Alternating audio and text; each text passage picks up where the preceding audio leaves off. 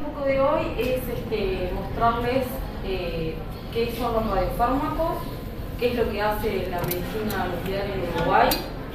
Sepan que existe, que hay radiofármacos en Uruguay, que hay radionucleidos en Uruguay, que trabajamos con ellos, que acá en la cátedra se investiga muchísimo usando diferentes tipos de radionucleidos. Bueno, entonces un poco la idea es que ustedes conozcan todo ese panorama, también presentarles las materias que damos, por si alguno después más adelante les interesa. Y bueno, es un poco la idea de la charla, que ustedes se saquen todas las dudas que tengan y que podamos hablar y generar, ¿por qué no?, un vínculo de ahora en más. Lo que yo les traigo es las aplicaciones de radionucleidos en Uruguay. ¿Qué es lo que se está haciendo con radionucleidos en Uruguay en la parte de medicina, básicamente? Primero que nada, ya saben esto desde la escuela, el liceo, tenemos que empezar por lo que es un átomo. ¿Ustedes saben lo que es un átomo? Sí. Es la mínima unidad, es la unidad más pequeña constituyente de la materia. ¿Y por qué está compuesto el átomo? ¿Qué tiene? Protones, neutrones. Tiene un núcleo y una periferia. ¿El núcleo por qué está compuesto? Está compuesto por neutrones y protones. ¿Y quiénes están en la periferia? Los electrones. Bien. A lo largo de toda la facultad de química y de todas las carreras que ustedes vayan a hacer, les van a nombrar siempre los electrones, porque son los que dan las propiedades a la materia y les van a nombrar a ellos hasta el cansancio. En el único lugar que les van a hablar del núcleo y del protón y de los neutrones es en radioquímica, porque el fenómeno de la radioactividad es un fenómeno que es nuclear. Entonces es en el único momento que ustedes están viendo núcleo, y todas las materias que nosotros dictamos son materias selectivas. O sea que si a ustedes les interesa saber del núcleo, van a tener que acercarse a la cátedra a través de una materia eléctrica. ¿Bien? Y bueno, ¿qué es la radiación para ustedes? Digo, porque es un tema que viene del liceo. En el liceo ya lo dieron. ¿Qué es la radiación? Yo soy buena y se los pongo todavía. Bueno, la radioactividad es un fenómeno espontáneo que se da transformando un núcleo en otro, o sea, un elemento se transforma en otro elemento por emisión de energía o por emisión de partículas, como vamos a ir viendo. ¿Tá? Esa es la idea. Un átomo se transforma en otro átomo, un átomo que es inestable, se transforma en un átomo inestable o estable, dependiendo, con emisión de energía o de partículas.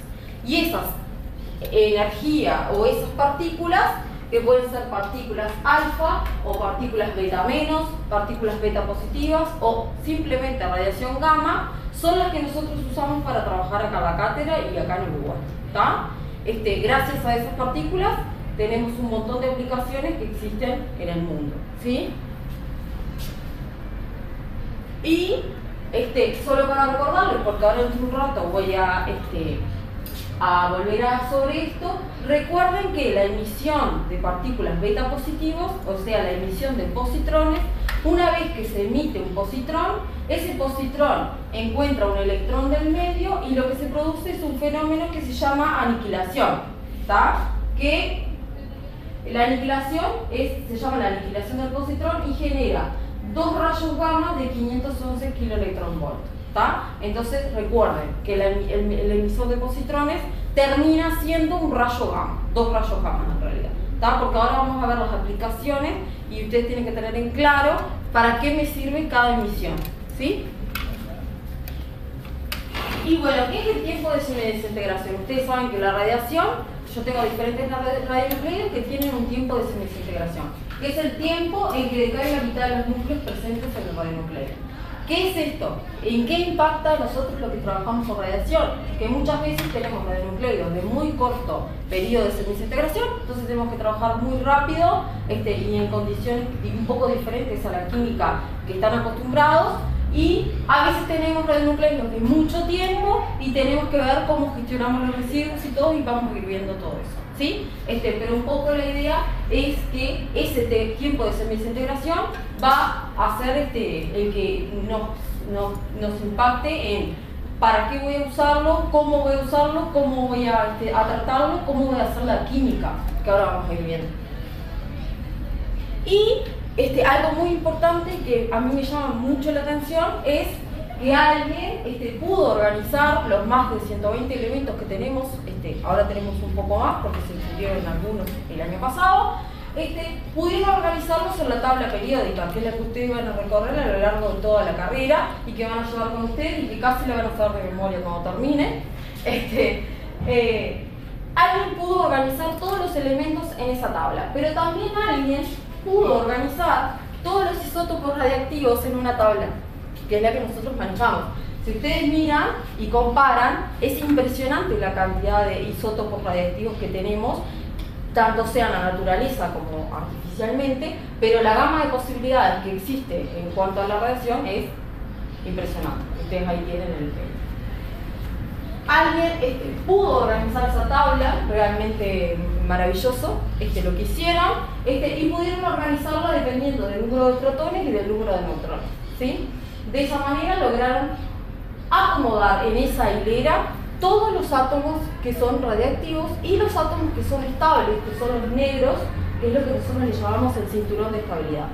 Del cinturón de estabilidad para abajo tenemos los emisores beta menos, que los representamos con celeste, y del cinturón de estabilidad para arriba tenemos los emisores beta positivo, que los representamos con rosado o con rojo, depende de un poco la tabla, y con Z mayor 83 tenemos los emisores alfa, que los representamos siempre con amarillo, ¿tá? Entonces, una vez que nosotros vamos a esa tabla, podemos saber qué radionucleido es, qué emisión tiene. Si es gamma lo vamos a representar con blanco, que no se ve pero hay, qué emisión tiene, qué tiempo de semidesintegración tiene, qué energías tiene y a qué decae eso, o sea, en qué se transforma. Se transforma de un elemento a otro, ¿recuerdan? Y yo rápidamente con la tabla puedo darme cuenta a qué se transforma ese átomo con el decaimiento radiactivo, ¿sí? Entonces, en esa tabla está toda la información. Además también tenemos libros. Pero con esa tabla, que es con la que ustedes manejan, se hacen las materias con nosotros, ahí está absolutamente todo. Y estoy segura que no la conocían de antes.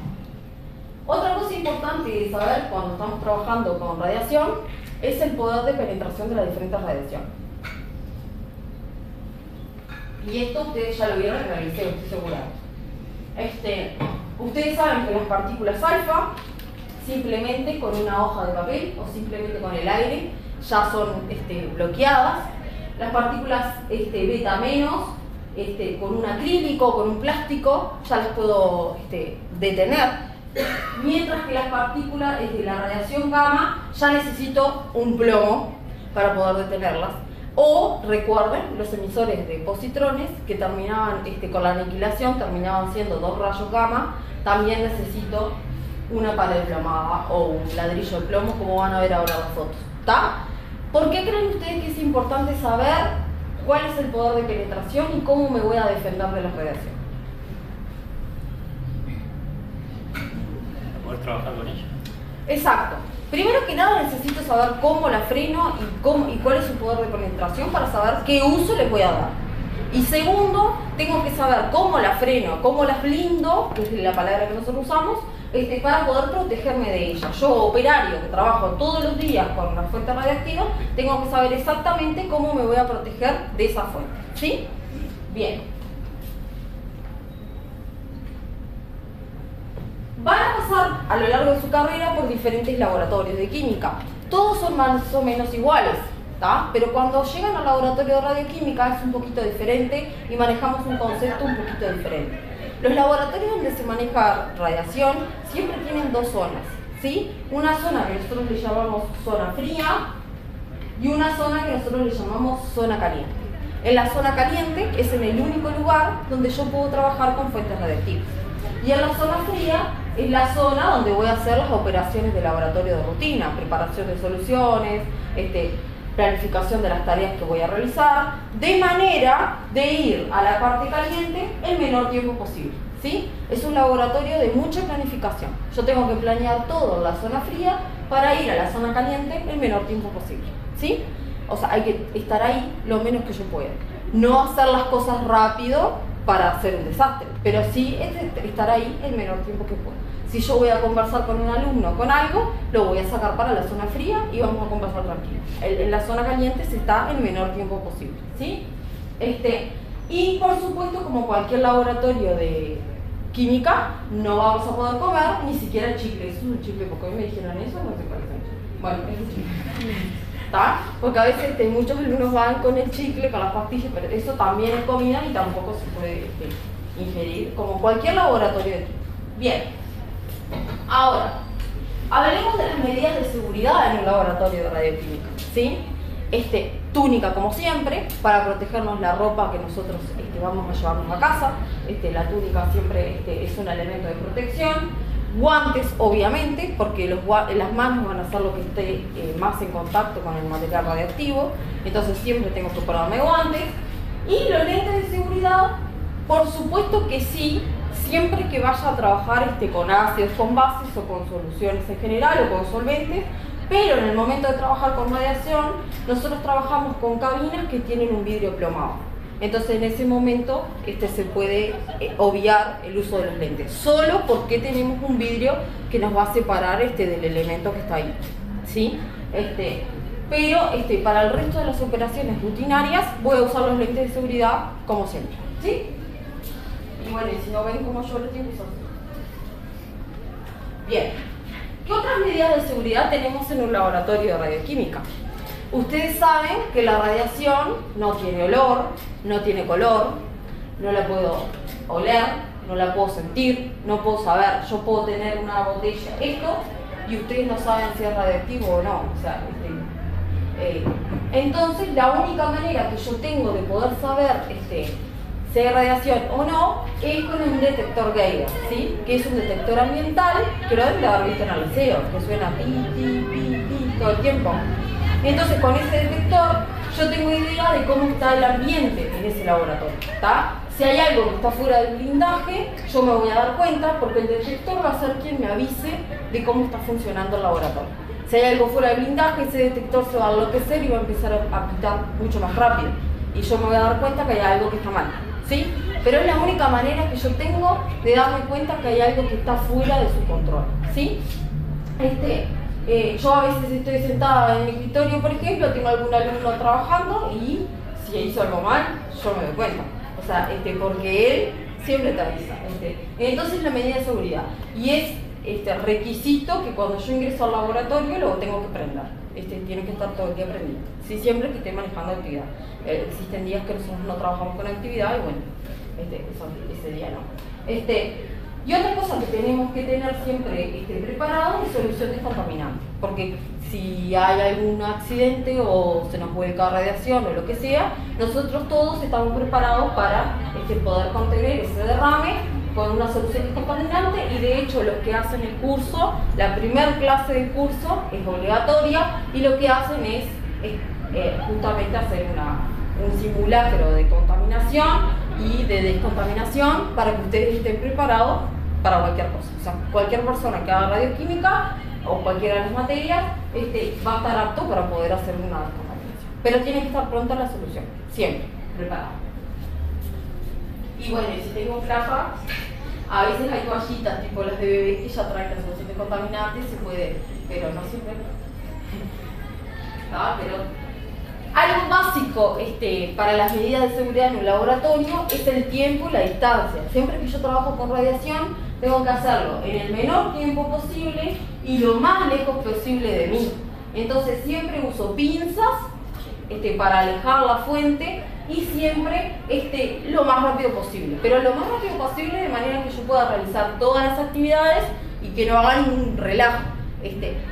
Porque si a veces si uno trabaja muy rápido, puede hacer algo mal. Entonces yo me tomo el tiempo, pero lo suficiente para trabajar ahí y lejos de mí, ¿sí? Entonces cuando empiezan a hacer los cursos de radioquímica tienen que empezar a trabajar con pinzas y eso que a veces en el resto de los laboratorios no se trabaja, entonces es como todo nuevo. Lo del monitor ambiental ya lo venimos hablando. Tenemos no solo el monitor que va a estar siempre prendido, sino que tenemos otros monitores para ir monitoreando distintas áreas que necesitemos, ¿tá? Y también tenemos un monitoreo personal, ¿sí? Nosotros que trabajamos con radiación todos los días de nuestra vida, tenemos que estar monitoreados todo el tiempo. Entonces para eso tenemos dosímetros, que es simplemente una placa fotográfica con diferentes filtros, y lo que hace es ver qué es lo que llega hacia nosotros. Después lo que hacen es revelar esa placa y nos entrega un informe de cuánta dosis se acumuló en ese tiempo. Se revela más o menos cada 3 meses, o sea que nosotros en 3 meses sabemos la dosis que acumulamos. La idea es que en Facultad de Química se trabaja con niveles muy bajos porque hacemos investigación. Obviamente que en las clínicas de medicina nuclear se trabaja con un poquito más, pero acá en Facultad de Química trabajamos con niveles realmente muy bajos y nunca tuvimos problemas ni nunca sobrepasamos los límites permitidos, ¿sí? Y en caso, bueno, de que alguien sobrepase los límites, esa persona tiene que ver qué es lo que está pasando, que está aumentando esos límites, y bueno, y a veces se le indica hacer otras tareas por algún tiempo, ¿sí? Pero, ya te digo, nunca ha pasado.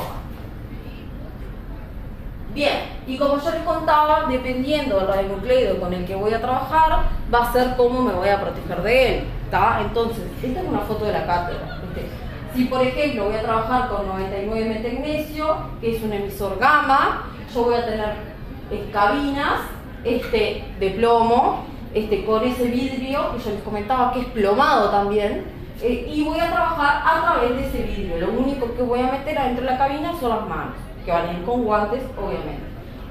Acá se puede ver una foto de adentro de la cabina, y a su vez las muestras reactivas van a ir en plomos adentro de la cabina. Vieron que por eso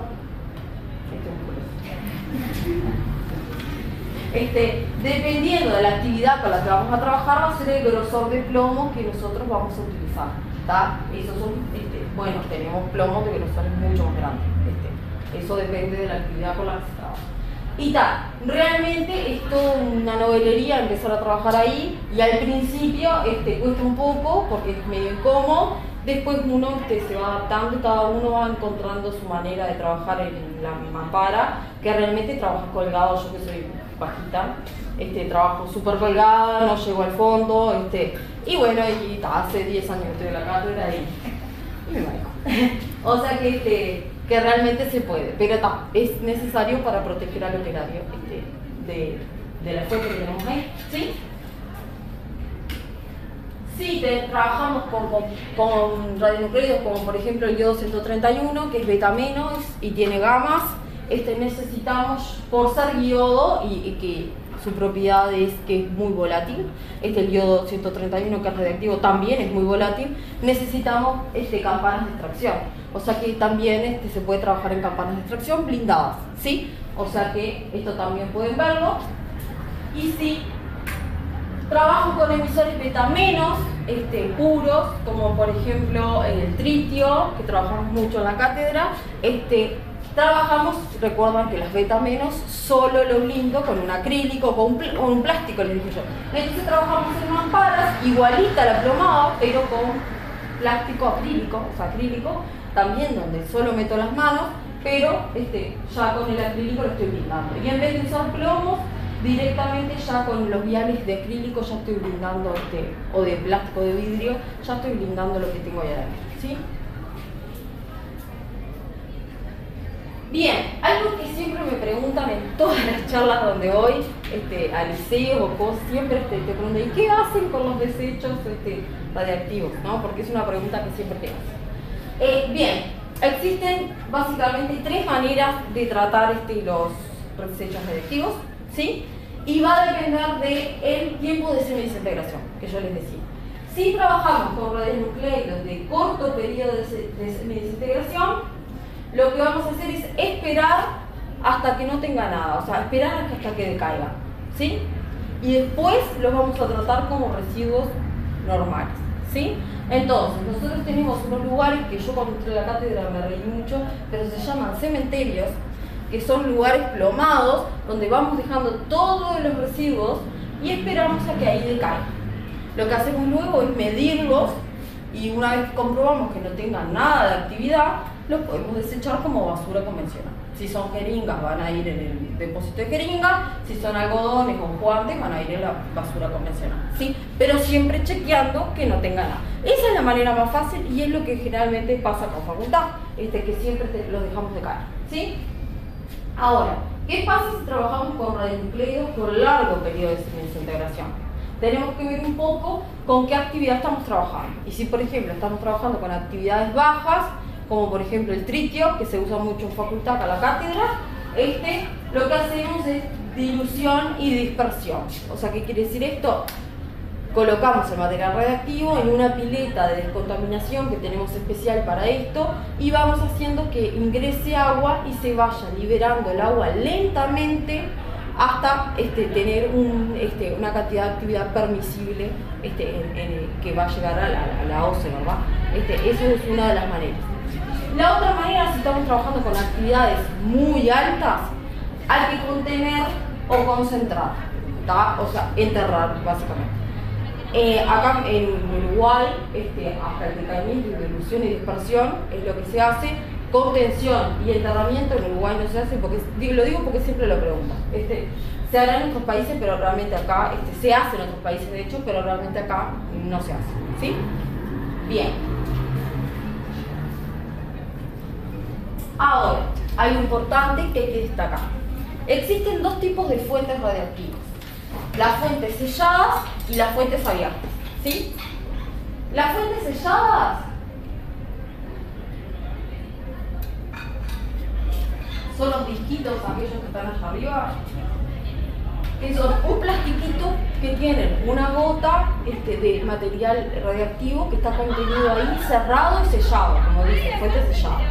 El material radiactivo está confinado ahí y no puede salir, no hay manera de sacarlo, ¿sí? Y esas fuentes selladas se usan, hasta ahora vamos a ver bien para qué, pero en el laboratorio para calibrar los equipos, etc. Y la fuente abierta, que es con la que nosotros trabajamos generalmente acá en facultad, es el material radiactivo en un vial común y corriente. O sea, es un líquido que yo puedo trasvasar, que puedo hacer soluciones, que puedo sacarlo de ahí, que puedo colocarlo en otro lado. O sea que el material radiactivo sí lo puedo sacar de ahí, no está confinado. Es como si yo lo tuviera en un matraz, ¿sí? Lo tengo ahí y puedo hacer operaciones con él, ¿sí? Bien. ¿Cuál es la diferencia entre los dos? Que con la fuente sellada solo me puedo irradiar, o sea, solo la radiación va a llegar a mí y yo me voy a irradiar. Pero con la fuente abierta estamos corriendo un poco más de riesgo porque yo no solo me estoy irradiando, también me puedo contaminar, ¿sí? O sea, que esa radiación puede ingresar dentro mío. ¿Por qué? Porque la inhale, porque trabajo incorrectamente con yodo, porque me pincho con una jeringa, ¿tá? O sea, puedo contaminarme de alguna manera. Pero son dos conceptos que hay que tener. Bien, ¿sí?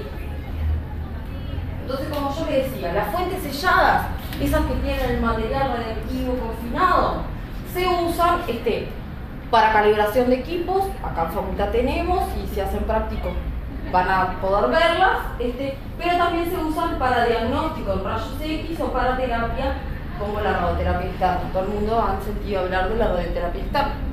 Se hace con fuentes selladas. Ahora va cambiando un poco y se hace más con aceleradores, pero todavía existen equipos que usan fuentes selladas, ¿sí? Ahora, las fuentes abiertas, esas que nosotros podemos manipular, es lo que se llama la medicina nuclear, que es lo que nosotros intentamos hacer acá en la cátedra, ¿sí? La medicina nuclear puede hacer diagnóstico o puede hacer terapia, y ahora vamos a ir viendo de qué se trata, ¿sí? ¿Qué es la medicina nuclear? Entonces, ya para entrar a fondo en el tema, la medicina nuclear es una especialidad médica que utiliza las radiaciones ionizantes con fines diagnósticos o terapéuticos, ¿sí?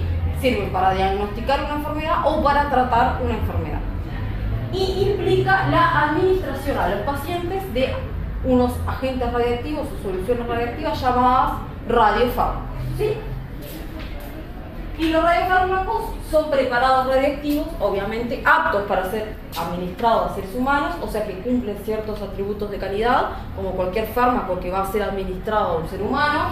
y se administran a nivel de trazas, o sea, lo que se administra al paciente es muy poquito, no tienen un efecto farmacológico, sino lo que yo uso es esa energía que se va a emitir, eso es lo que yo uso, pero no tienen un efecto farmacológico como si yo me tomo un ibuprofeno y va a tener un efecto farmacológico.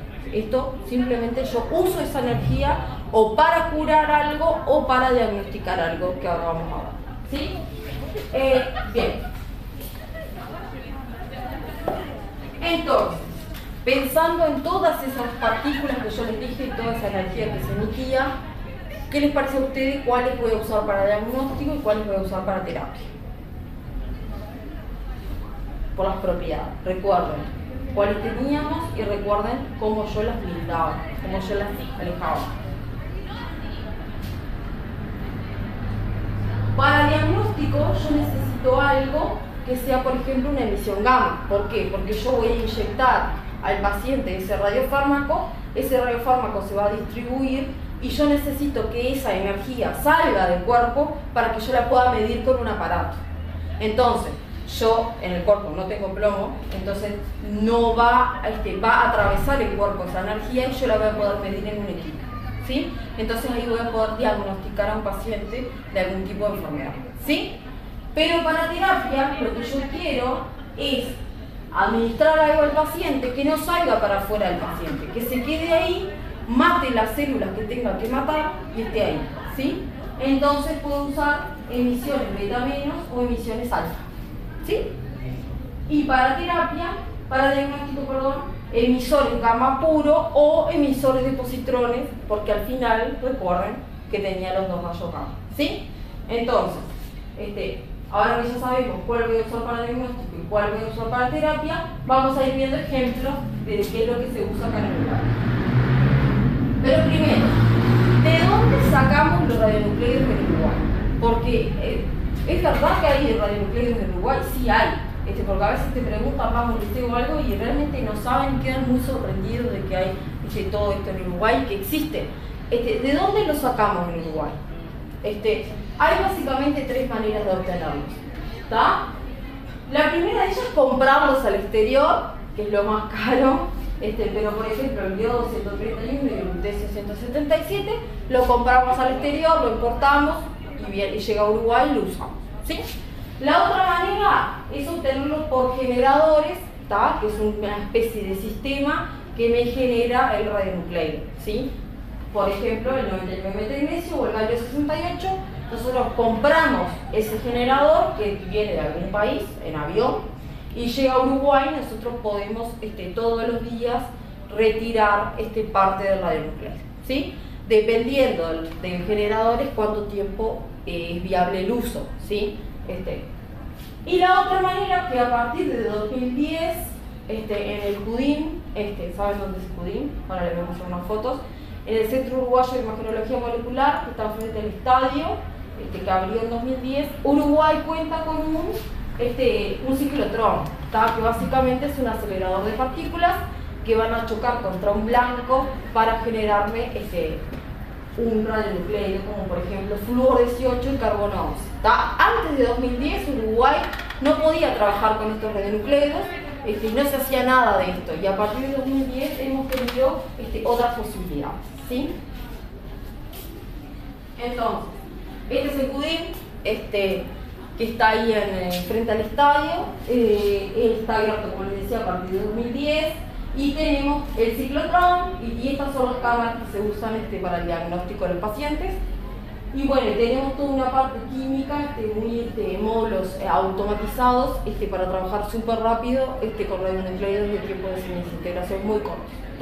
Por ejemplo, el carbono 11 tiene 9 minutos de periodo de semidesintegración, 18 minutos, perdón, de periodo de semidesintegración, y en 18 minutos hay que hacer el radiofármaco por síntesis química, controlarle la calidad al radiofármaco como cualquier fármaco que va a ir a un paciente y inyectarlo al paciente y poder hacer el estudio. Y todo eso es posible gracias a los módulos automatizados que se hace todo desde una computadora. Entonces, es toda una tecnología que llegó a Uruguay y que podemos usarla. Entonces vamos a ir viendo básicamente cómo es la aplicación diagnóstica y cómo es la aplicación terapéutica, ¿sí? La aplicación diagnóstica básicamente es, yo preparo un radiofármaco en el laboratorio con química, que ahora vamos a ver, voy a inyectarlo al paciente, le controlo la calidad, todo lo que va inyectado a un paciente se controla la calidad, lo inyecto al paciente por vía intravenosa generalmente, espero un tiempo y lo voy a medir en una cámara, ¿está? Y lo que yo obtengo es una imagen funcional del paciente. ¿Qué quiere decir esto? Yo lo que obtengo es una imagen que me va a decir, dependiendo del radiofármaco que yo use, porque hay muchos y lo vamos a ir viendo algunos, me va a decir si la persona tiene alguna anormalidad en su función, ¿sí? Si existe algo que está raro, que está distinto, entonces me va a dar un diagnóstico, que puede ser, por ejemplo, la aparición de un tumor o algo que vamos a ir viendo ahora, pero básicamente me dice un diagnóstico, ¿sí? Bien, entonces siempre nosotros decimos, las imágenes que se obtienen son imágenes funcionales, me dice cómo está funcionando el organismo, ¿sí? Bien. Para el diagnóstico tenemos dos posibilidades en Uruguay, ¿sí? Tenemos las cámaras que se llaman SPEC, que son las cámaras que se encuentran en todas las clínicas de medicina nuclear que hay en Montevideo, en el Hospital de Clínica, la Española, en el SMI, hay clínicas privadas también, y yo no me acuerdo.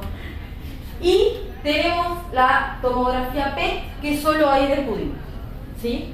Recuerden los dos rayos gamma, PET es tomografía de emisión de positrones. Y yo les había dicho que los positrones se encuentran con los electrones y generan dos rayos gamma. Y estos dos rayos gamma son los que se ven en la cámara, ¿sí?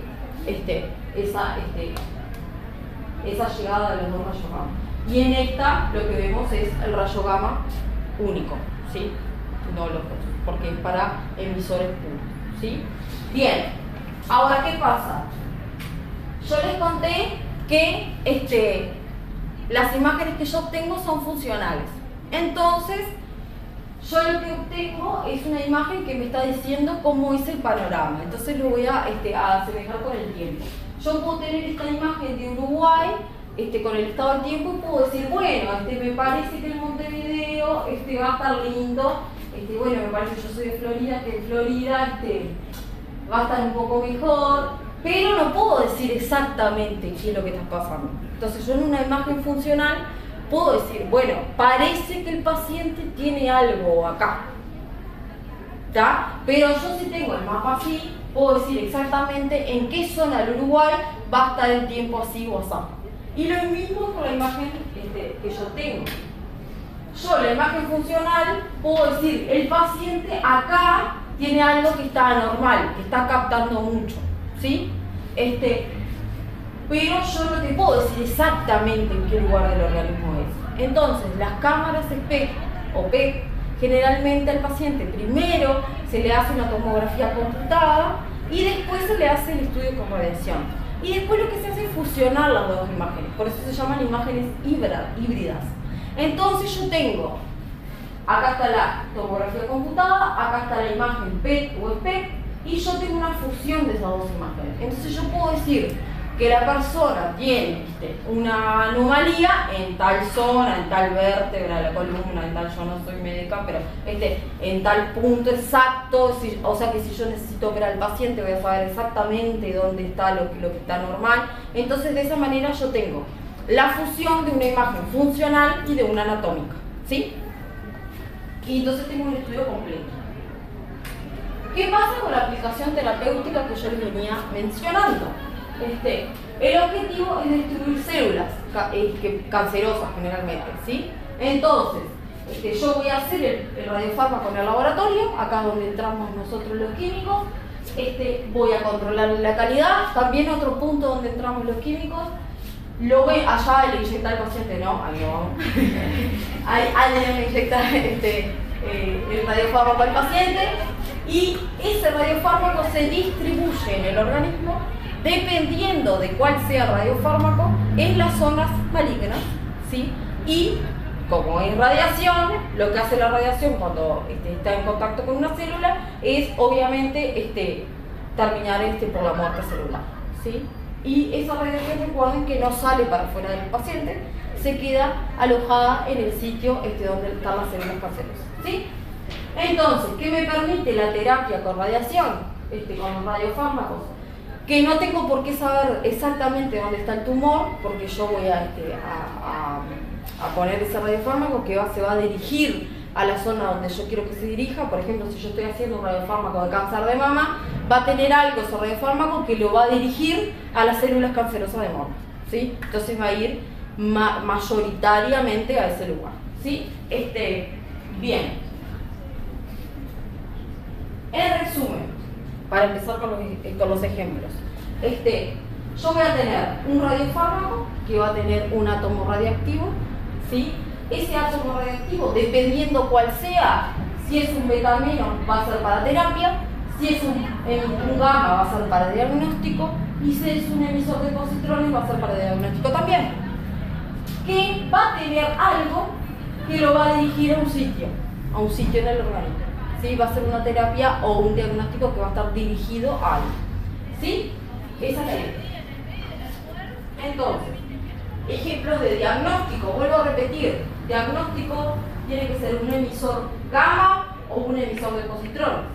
El ejemplo clásico en Uruguay, que se hace a partir de 2010 gracias a que tenemos el CUDIM, es la 18-fluorodesoxiglucosa, ¿sí? Nosotros tenemos una molécula de glucosa, que todos la conocen o la deberían conocer. Y simplemente lo que hacemos es cambiar este hidroxilo por un flúor 18, que es radiactivo, ¿sí? Que es un emisor de positrones, o sea que sirve para el diagnóstico. Y piensen ustedes, ahora vamos a jugar a que somos médicos nucleares. Y si yo les muestro esta imagen, que es lo que yo obtuve de este estudio, ¿qué me dicen ustedes que está pasando con ese paciente? Yo le di glucosa marcada con flúor 18, esperé un tiempo, se distribuyó y obtuve esa imagen. ¿Qué me pueden decir de esa imagen? ¿Ven algo anormal? ¿No? La radiación se concentra. Se concentra. ¿Y dónde se concentró? ¿Dónde, perdón, no te escuché? Ah, bien leí. Bien. La glucosa, todos necesitamos glucosa para el crecimiento de las células, ¿está? Entonces, la glucosa se va a acumular donde haya un crecimiento acelerado de células. ¿Y dónde se acumula ese radionucleido? ¿Quién es el que más usa glucosa de todos? Primero que nada, el cerebro. Entonces siempre voy a tener acumulación de flúor 18, desoxiglucosa en cerebro, y esto no quiere decir que sea anormal, es normal. Y también, si ustedes ven, están los riñones, los uréteres y la vejiga. Porque el radiofármaco, como cualquier fármaco, a medida que uno se va eliminando. Entonces eso se comenzó a eliminar del organismo. Eso es normal. ¿Qué es lo que no es normal en esa imagen? Exactamente, tiene un punto en el pecho ahí donde se acumuló la flúor 18 desoxiglucosa. ¿Qué me quiere decir eso? Que en ese punto las células que están ahí están necesitando mucha glucosa para crecer exacerbadamente. ¿Y qué podría ser ese punto de ahí? Un tumor, exacto. Entonces vieron, jugamos a ser médicos nucleares por unos minutos y nos fue bien. Bien, entonces, ¿qué es lo que pasa? ¿Ya hicieron bioquímica? No, todavía no. Se van a acordar de mí cuando lo haga. Lo que pasa con la flúor 18 desoxiglucosa es cuando quiere entrar al organismo, va a hacer la vía glucolítica y se encuentra el organismo en el primer paso de la vía glucolítica. Van a ver que tiene muchos pasos, se lo van a tener que aprender todo para bioquímica. En el primer paso el organismo no se da cuenta que tiene ese flúor. En el segundo paso tampoco se va a dar cuenta, pero en el tercer paso se da cuenta que no es la flúor 18 desoxiglucosa, que no es glucosa, que tiene algo diferente porque necesita ese OH para una reacción, que la van a ver en química, se van a acordar de mí, y queda acumulada la célula. ¿Está? Entonces ahí es que la puedo ver en la imagen. ¿Sí? Bien, eso es un poco la idea. Y esto se usa todos los días en Uruguay. Todos los días hay pacientes que se hacen la 18 fluorouracilglucosa. 18 FDG más comúnmente. Pero no quiero que se queden con la idea que la medicina nuclear solo sirve para el cáncer. No sirve solo para el cáncer, sirve para muchas cosas. Y un ejemplo de eso es estudios de perfusión cerebral. ¿Sí? Con el radiofármaco 99 metilglicol CD, que acá tiene la estructura, yo ya les voy tirando la estructura porque esto es facultad de química y tiene que estar la química en el estructura. Que tiene esa estructura, este radiofármaco se hace en el laboratorio, se controla la calidad, se inyecta al paciente igual que cualquier radiofármaco y se distribuye. ¿A dónde va principalmente? Va a cerebro. ¿Sí? Vieron que acá tienen ésteres. ¿Sí? Bueno, lo que pasa en el cerebro es que esto entra, existen unas estearasas que lo que hacen es mineralizan esos ésteres, me los pasa a hidroxilo, o sea, ácidos, y queda retenido ahí en el cerebro y uno puede ver dónde se acumuló. ¿Dónde se va a acumular el radiofármaco? En donde llega sangre, porque recuerden que el radiofármaco llega sangre. Entonces, si existe algún punto del cerebro donde no llega sangre, yo voy a poder verlo porque el radiofármaco no llegó. ¿Sí? Entonces se obtienen, por ejemplo, esto es un cerebro normal y se obtienen ejemplos de pacientes con Alzheimer y depresión, donde tienen zonas donde no llega la sangre, o sea, no hay perfusión y el radiofármaco no llega. ¿Sí? Y existen, por ejemplo, pacientes con infarto cerebral, también. Ven que realmente, con respecto a la imagen de un cerebro normal, cambia muchísimo. Entonces los médicos pueden diagnosticar si el paciente tiene un infarto cerebral, si tiene Alzheimer, si tiene depresión. Dicen también que cuando la gente se droga así con pastas base y eso, las imágenes que se obtienen son de este estilo. O sea que también hay estudios de eso. Pero nos brindan un diagnóstico en cuanto a la perfusión cerebral. ¿Sí? Otro ejemplo es y otra vez la estructura química, que me gusta. El 99 metilglicol MIBI sirve para estudios de perfusión cardíaca. ¿Sí? El 99 metilglicol MIBI se retiene en las células del corazón en las mitocondrias. Y las mitocondrias de las células que están vivas. ¿Tá? Entonces, si se dan cuenta, es al revés el diagnóstico que para el cerebro. O sea, las células que están vivas del corazón van a tener captación del radiofármaco y las células que están muertas del corazón no van a tener captación del radiofármaco. ¿Sí? Entonces al paciente se le hace generalmente un estudio reposo y otro en esfuerzo, o sea, siendo caminador o bicicleta, inyectando este radiofármaco, y los médicos con estas imágenes no sé cómo hacen, yo no veo nada más. Ellos evalúan si tienen zonas que no, donde hay células muertas, donde no. Maravilloso. Dígame, no me diga que no. Yo no entiendo. Bien, déjenme con la clínica. Bien, ahora, terapia. Para terapia hemos dicho que teníamos emisores alfa o beta menos. Alfa en Uruguay casi no hay, o no hay prácticamente. Entonces lo que se hace es con beta menos. ¿Sí? Bien. Un ejemplo clásico y el más antiguo de Uruguay, esto se hace hace muchos años, la medicina acá en Uruguay tiene mucho, la medicina nuclear tiene muchísimos años, no es de ahora. Una de las primeras terapias que se empezó a hacer en Uruguay es con iodo 131. ¿Sí? ¿Ustedes saben qué es la tiroides? Ya hicieron la anatomía en el liceo. Sí. La tiroides es un órgano que tenemos acá detrás adelante de la tráquea, que genera hormonas, la T3 y la T4, viejas conocidas, que participan en diversas funciones metabólicas, etcétera, del organismo. Muchas veces existe una baja cantidad de hormonas o alta cantidad de hormonas, o a veces existen tumores en la tiroides, y a veces las operaciones de los tumores de la tiroides son un poco riesgosas y a veces se puede sacar solo una parte del tumor y no toda, y tienen que terminar de sacar todo el resto de la glándula con medicina nuclear. ¿Por qué con iodo 131? ¿Por qué piensan que el iodo 131 se va a ir para la tiroides? ¿Cómo? No, porque yo pensé que se genera la T3 y la T4 acá, acá. La T3 y la T4 tienen yodo en su estructura. Entonces, la glándula de tiroides necesita el yodo para poder sintetizar esas hormonas que va a liberar. Entonces, inmediatamente que yo le doy yodo, así sea yodo común o yodo radiactivo, la tiroides lo va a agarrar, ¿sí? Y si yo le doy yodo radiactivo, esta es Ana y Mariela. ¿No que me conoces? Son Ana y Mariela. Si yo le doy yodo al paciente radiactivo, el paciente se lo va a tomar como si se tomara un juguito o un vasito de agua. Existen otros lugares donde se le da una cápsula con el yodo adentro, que en Uruguay tenemos la forma de tomarlo. Y el yodo va a ir directamente a la tiroides, porque la tiroides va a pensar que es yodo para sintetizar sus hormonas y va a eliminar las células de tiroides que queden, ¿sí? Obviamente el paciente con el resto de su vida va a tener que tomar las hormonas T3 y T4, pero hicimos terapia, ¿sí? Bien, esta es vieja y querida, ya conocida de hace mucho tiempo. ¿Qué es lo nuevo? ¿Qué es lo nuevo en Uruguay? De hace muy poquito, de verdad, esto es como lo último.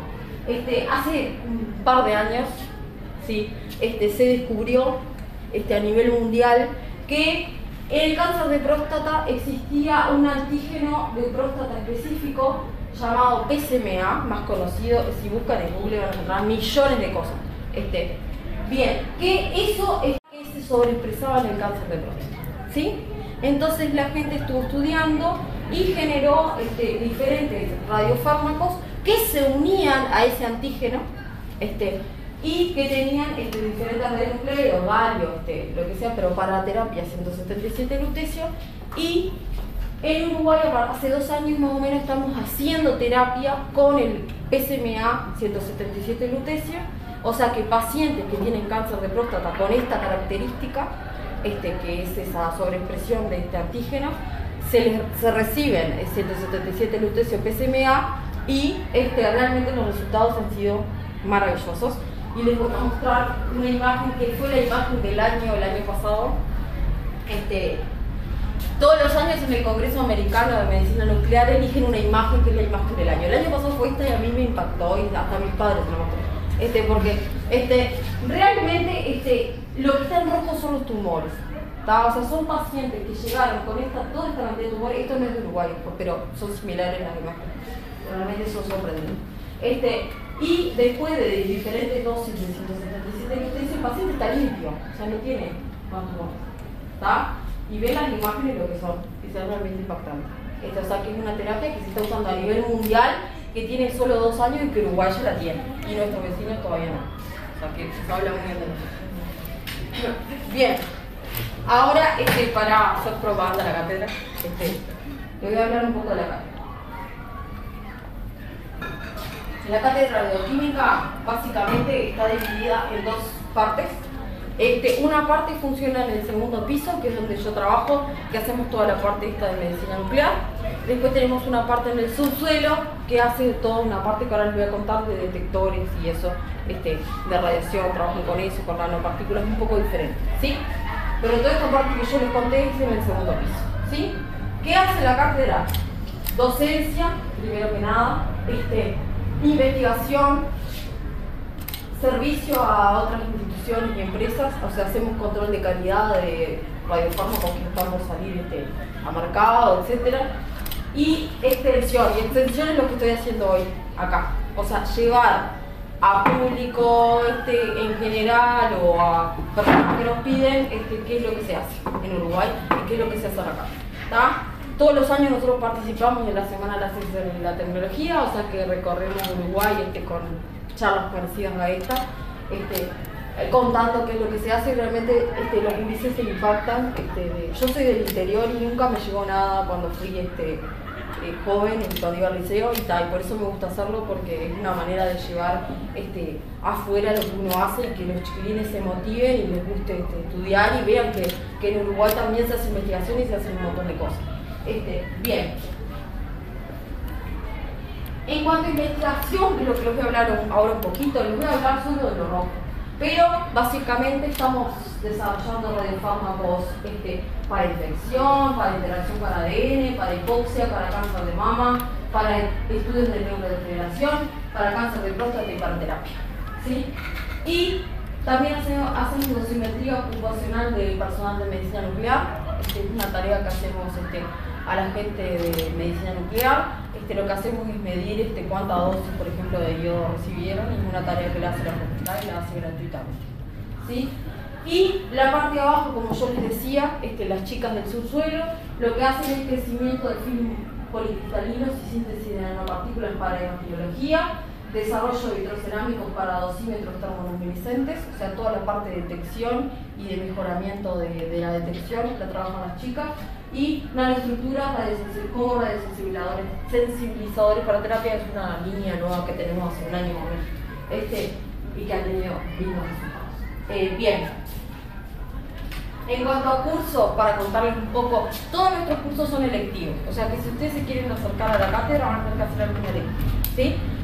Tenemos cursos a nivel de grado, química nuclear es la más sencilla, pero después tenemos fundamentos de radioquímica, que es una materia que te da todos los fundamentos que tenés que saber para trabajar con radiación, profundización en radioquímica, radiofarmacia y tópicos avanzados en radioquímica.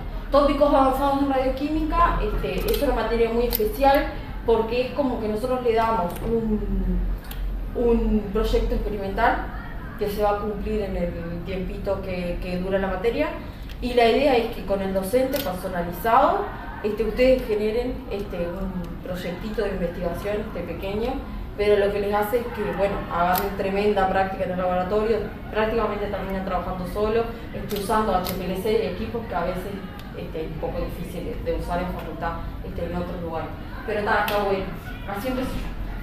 Bien, después lo que tenemos es docencia a nivel de posgrado, ¿está? Nosotros damos muchos de estos cursos para posgrado, que tienen unas cosas extras y más créditos, y también tenemos a partir del 2016 un diploma de especialista en radiofarmacia. Es un diploma para... Lo que pasaba era que en América Latina la radiofarmacia en sí, que se da en los hospitales, era algo que no había ningún lugar para hacer un curso, sino que era algo que se venía llevando porque alguien sabía de generación en generación y se iba transmitiendo y no sé qué. Entonces decidimos, Uruguay como país, acá en la Facultad de Química, tenemos que tener un diploma que especialice a esta gente que trabaja en los hospitales y que son los que hacen los radiofármacos para los pacientes, ¿tá?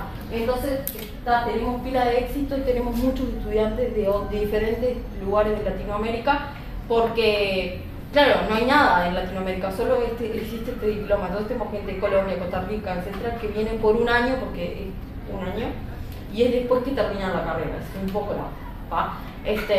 Tenemos gente que viene por ese año y hace el diploma y se va con ese título para su país. Así que está bueno. O sea que también eso es lo que hace. Bien, en cuanto a investigación, les voy a hablar un poquito de cómo se desarrolla un radiofármaco, ¿sí? Primero que nada, yo tengo que ver cuál es el proceso patológico que quiero atacar, ¿sí? Entonces tengo que estudiar. Yo trabajo en cáncer de mama y próstata. Entonces, en su momento, tuve que sentarme a estudiar cáncer de mama, de próstata, y de ver las diferentes cosas. Tuve que ir a hacer materia en medicina, tuve que, familiarizarse con el tema, ¿sí? Como cualquier cosa. Después nosotros tenemos que identificar una molécula que esté en ese tejido canceroso, por ejemplo, ¿sí? Recuerden que yo lo que quiero es dirigir el radiofármaco hacia ese sitio, ¿sí? Tiene que tener algo que yo pueda ponerle para que vaya a ese sitio mayormente y no a otro, ¿sí? Entonces tengo que hacer la identificación de esa molécula. ¿Qué pasa con esa molécula? Nunca está disponible comercialmente, lamentablemente. Entonces tenemos que entrar a la síntesis de esa molécula, ¿sí? Y la síntesis es síntesis orgánica en un lado, como cualquier laboratorio de química. Entonces nosotros tenemos que lograr sintetizar esa molécula.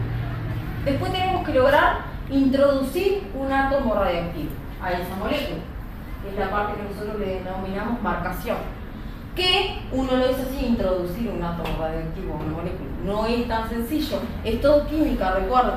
Y además, yo quiero introducir ese átomo radioactivo y que la molécula no pierda su función, ¿tá? Que no se altere la función. Si la molécula esa tiene que llegar a la célula de cáncer de mama, yo por introducir el átomo radioactivo no puedo hacer que esa molécula deje de llegar a ese tejido, ¿tá? Que a veces pasan esas cosas, ¿sí? Bien, una vez que yo introducí el átomo radioactivo, tengo que hacer diversos estudios. Primero que nada, estudios físico-químicos, ¿tá? Para comprobar la lipofilicidad del radiofármaco, si es estable, si no, dónde va, qué tan lipofílico es, si va a atravesar barreras plasmáticas, si no. Vamos a suponer que esto está dirigido a un núcleo de una célula. Yo tengo que tener una lipofilicidad tal que ese radiofármaco ingrese, atraviese la barrera plasmática y pueda llegar al núcleo. Todo eso se estudia. ¿Cuál es la unión a proteína plasmática? Todo esto que yo les estoy nombrando ahora lo van a ir viendo a lo largo de la carrera, ¿sí? Bien. Después que yo dije, este radiofármaco anda bien, cumple con todo, voy a hacer estudios in vitro, que son estudios en cultivo celular, que ahora les voy a mostrar. Y después recién pasamos a estudios en animales, ¿sí? Bien. Y si todo esto da maravillosamente bien, con suerte pasará a estudios en humanos, ¿sí? Bien. Los estudios in vitro, como yo les comentaba, son estudios en células. Por ejemplo, yo que trabajo con células de cáncer de mama y de próstata, las de arriba son de mama, las de abajo son de próstata. Lo que las tenemos en placas o en... Esto no se ve bien, pero es un frasco. En un frasco, las células crecen pegadas a la pared del frasco o pegadas a la pared de la placa, o tenemos placas de diferentes tamaños. Hacemos diferentes ensayos, que somos nosotros. Y acá están las células nuestras que no se ven, pero les juro que es igual que ahí. Bien, no se ven bien. Entonces de ahí hacemos diferentes tipos de ensayos y, por ejemplo, corroboramos que el radiofármaco, si yo lo quiero para cáncer de mama, realmente se una a las células de cáncer de mama, realmente ingrese a la membrana plasmática si es nuclear, si está dirigido al núcleo, etcétera, etcétera, etcétera. Un trabajo muy, muy fino, porque además las células tienen que ser estériles, o sea, solo tienen que ser células, no pueden haber bacterias, hongos, levaduras, nada. Solo tiene que haber las células, lo que implica trabajar muy cuidadosamente. Estamos trabajando con células de cáncer humanas, o sea que también tenemos que protegernos a nosotros y proteger a las células de nosotros, o sea, de nuestras bacterias, de nuestros virus, de nuestros hongos, ¿sí? Bien. O sea, un trabajo fino. Después pasamos a estudios en animales normales primero. ¿Por qué en animales normales?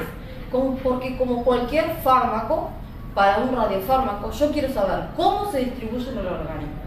¿A qué lugares va a ir más? ¿Cómo se va a eliminar? ¿Se va a eliminar por vía urinaria? ¿Por primer pasaje en el hígado? Eso lo van a ver todo en farmacología, se van a acordar de mí. Bien, entonces, ¿cómo se hacen los estudios en animales normales? Inyectamos el radiofármaco en la colita del ratón, tiene una venita, es el único lugar que se puede inyectar. Inyectamos el radiofármaco ahí, esperamos un tiempo de distribución y ahí tenemos dos posibilidades. O hacemos una imagen, tenemos en el budín desde 2010, ahora está rota, pero sí. Una cámara igualita a la de los humanos, pero chiquitita para animales. Ven, acá está. Esto es visto acá, es la camillita que sale, es divina. Entonces nosotros podemos ver qué es lo que veríamos en una imagen de un ratón, ¿sí? Entonces, y la otra posibilidad que hay es hacer una biodistribución que llamamos nosotros, es quitarle todos los órganos al ratón y ver en qué órganos se acumula más el radiofármaco. Y ahí podemos saber a dónde va, si tiene depuración rápida en sangre, si se elimina por vía renal, etcétera, etcétera. Nos da información de la farmacocinética, se llama, ya van a tener farmacocinética del radiofármaco, ¿sí? Algo que no les conté en cuanto al cultivo celular. Tenemos un proyecto de hace algún tiempito corto de tener un cuarto de cultivo celular en Facultad de Química. Todos los que trabajamos con células estamos desperdigados por Montevideo, trabajando en diferentes lugares. Algunos trabajan en Frente, otros yo trabajo en el Instituto de Higiene, algunos en el Clínicas, otros en el Pasteur. La cosa es que Facultad de Química tiene 1 millón de grupos que no trabajan, que trabajan con células y que no hay un espacio para poder hacerlo. Desde hace un tiempo a esta parte estamos luchando para tener nuestro cuartito de cultivo celular, así que ojalá que lo podamos tener lo más pronto posible. Porque realmente hay que cuidar las células todos los días, o sea que yo todos los días tengo que ir a higiene, a ver cómo están, a cambiarles el medio, etcétera, etcétera. Entonces es un poco complicado. Bien. ¿Qué pasa después que yo tengo la información de cómo se distribuye ese radiofármaco?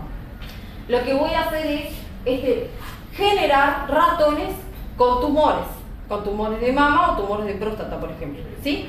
Entonces para eso usamos una línea de ratones que son llamados los ratones Nude, que tenemos también desde 2010, que está Pudín, que son ratones que no tienen pelitos, si son referitos, pero no tampoco tienen sistema inmune, porque no tienen timo, tienen una manipulación genética que hacen que no tengan timo, entonces no tienen sistema inmune.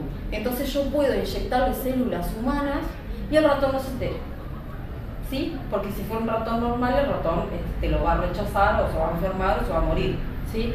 Entonces estos ratones, yo lo que hago es le inyecto la línea celular, por ejemplo, como yo les mostré con la que estaba trabajando, de mama o de próstata, en la piernita, y lo que se hace, después de un tiempo, obviamente, se genera un tumor. ¿Lo ven acá? Y acá, este es nuestro, este es real. Esto es una foto de Google, pero esto es real. ¿Tá? Genera un tumor que sea de mama o de próstata, dependiendo de la célula que yo le injerté, ¿sí? Bien. ¿Y qué hacemos? Lo mismo. Y hago estudios de biodistribución. Inyecto radiofármaco a la cola, espero que se distribuye. Puedo hacer imágenes o puedo hacer biodistribución. ¿Ven acá el tumor? ¿Se ven ahí? Bien. ¿Y qué es lo que yo quiero? Ver que se recupera esa área. Yo quiero que mi radiofármaco se vaya mucho para tumor y no para el resto de los órganos. Está, y bueno, ninguna prueba. Y sería crucial de investigación. A ver si eso pasa. Y lo mismo la imagen. Yo quiero que la mayor captación esté en el tumor y no en el resto del organismo. Bien. Entonces me dijeron que tengo que poner mucha química porque es Facultad de Química, y les voy a dar un poquitito de lo que hacemos nosotros en cuanto a cáncer de mama. Desarrollo y evaluación de nuevos potenciales radiofármacos para diagnóstico y terapia de cáncer de mama. Es una de las líneas que maneja la cátedra, y lo que quiero que sepan es que el cáncer básicamente es la transformación de una célula que es normal a una célula que es anormal. ¿Qué cambios pueden suceder en esa célula? Millones. Y por eso es tan difícil de combatir, ¿no? Pueden haber cambios en cuanto al ciclo de muerte, de reproducción, a la muerte celular, o pueden haber cambios en los distintos receptores. Ustedes ya hicieron ICB2 y ya vieron receptores. Bien. Puede haber cambios en los receptores, puede haber sobreexpresión de receptores, disminución de receptores, aumento de otros receptores. Pueden haber muchos cambios, y ahí eso es poco, pueden haber muchos más. ¿Qué pasa? En cáncer de mama se han identificado diferentes tipos de receptores que cambian cuando hay cáncer de mama. Uno de ellos es el receptor de estrógeno, que es con el que yo estoy haciendo mi doctorado, y María Pía, otra chica que trabaja con nosotros también. Después hay cambios en los receptores del neuropéptido I, que se llama, que tenemos a María Elena que está haciendo su doctorado también. Y tenemos los receptores de progestágeno que también cambian en el cáncer de mama, y tenemos a Luis Fernández que está haciendo la maestría. O sea que somos varias trabajando ahí. Yo trabajo principalmente en receptores en cáncer de mama asociado al receptor de estrógeno, pero para que sepan mejor y para dar unas cifras, el cáncer de mama es la principal neoplasia de la mujer. Debido al diagnóstico tardío, en Uruguay estamos muriendo 2 mujeres por día, y se diagnostican 4 por día. Entonces que las cifras son realmente alarmantes, y por eso, bueno, desde nuestro lugar estamos intentando hacer algo, ¿sí? Y otra cosa que quiero que sepan es que el cáncer de mama asociado al receptor de estrógeno está presente en un 70% de los casos de cáncer. Y es importante la determinación de estos receptores para poder seguir el tratamiento. Cuando uno tiene cáncer de mama y a la paciente se le detecta que el cáncer de mama es asociado al receptor de estrógeno, se le da una terapia antihormonal que se llama, ¿tá? Pero no existe hoy en Uruguay la manera de poder hacer el seguimiento de esa terapia, ¿tá? A la paciente se le indica un tratamiento por X años, pero no hay por ahora un radiofármaco que sea para el seguimiento y ver si los receptores están disminuyendo o no, cómo está cambiando ese tumor, ¿sí? A nivel mundial sí existe un radiofármaco. Hoy en Uruguay todavía no hemos accedido a él. Recién ahora lo compramos para poder comparar los radiofármacos que nosotros estamos haciendo con él, para ver si los nuestros son mejores que él, digamos. Y los radiofármacos que nosotros estamos haciendo serían más baratos, sería bien, como para Uruguay. Bien, entonces en eso estamos trabajando. Y el radionucleido que seleccionamos es el 99 tecnesio, que es un radionucleido emisor gamma. Entonces, ¿qué voy a hacer con el emisor gamma? Diagnóstico. Yo lo que quiero es hacer el seguimiento de un tratamiento. Entonces voy a hacer diagnóstico.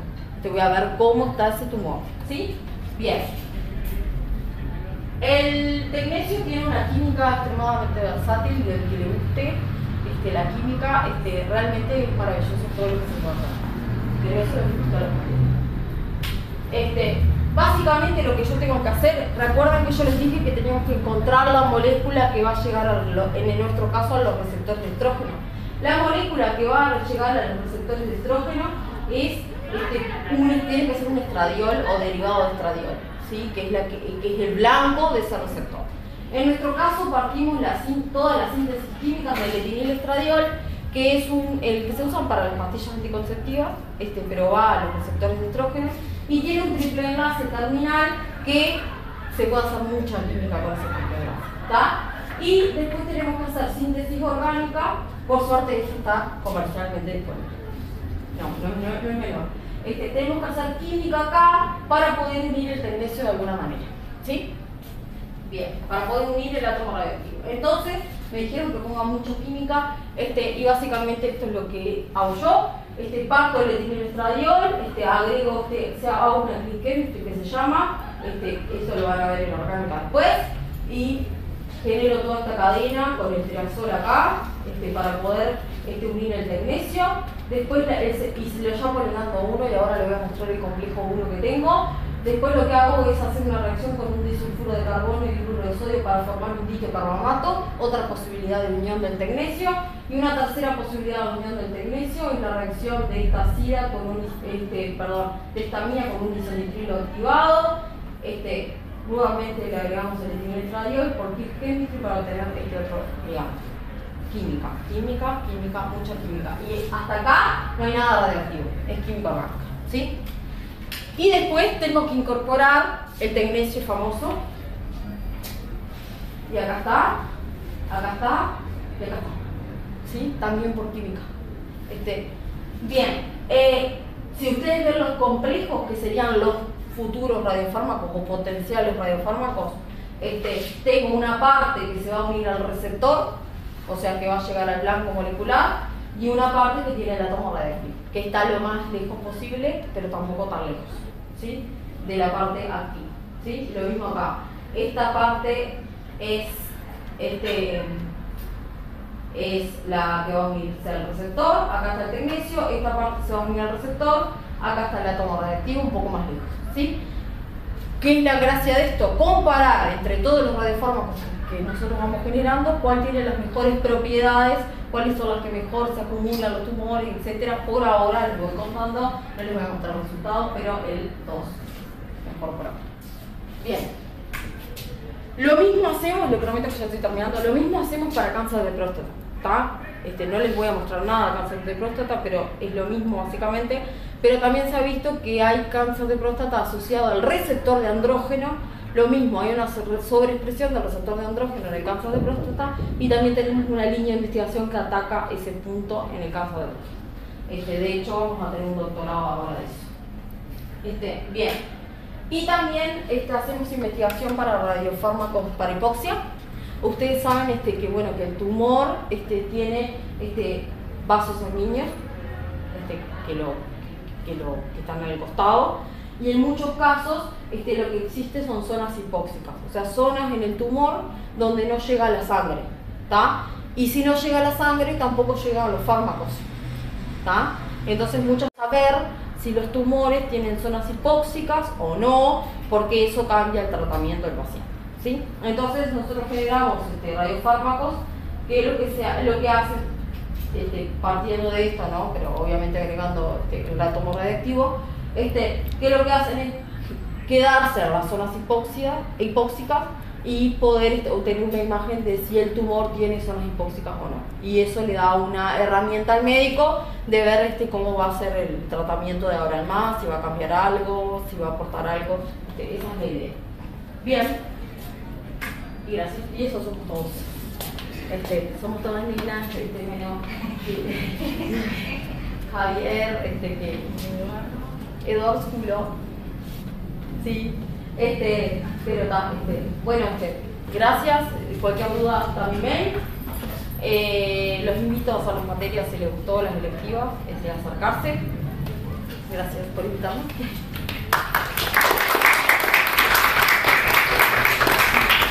Capaz que si alguno tiene alguna duda o algo, me pueden preguntar. Porque cuando estabas hablando de la prevención de riesgos para organismo, el plomo no puede condicionar. ¿Cómo? Se usaba mucho el plomo para la prevención de riesgos para el organismo. No, porque el plomo está pintando entre la radiación y yo, está afuera. No, o sea, está la pared plomada, pero yo no es que ingiero plomo ni nada, no. Está ahí. Lo mucho que me puede pasar es que se me caiga un plomo arriba del pie, pero otro riesgo no es. Sí, es para seguridad. SMA era Para próstata. Sí, SMA bucal. Es nuevito.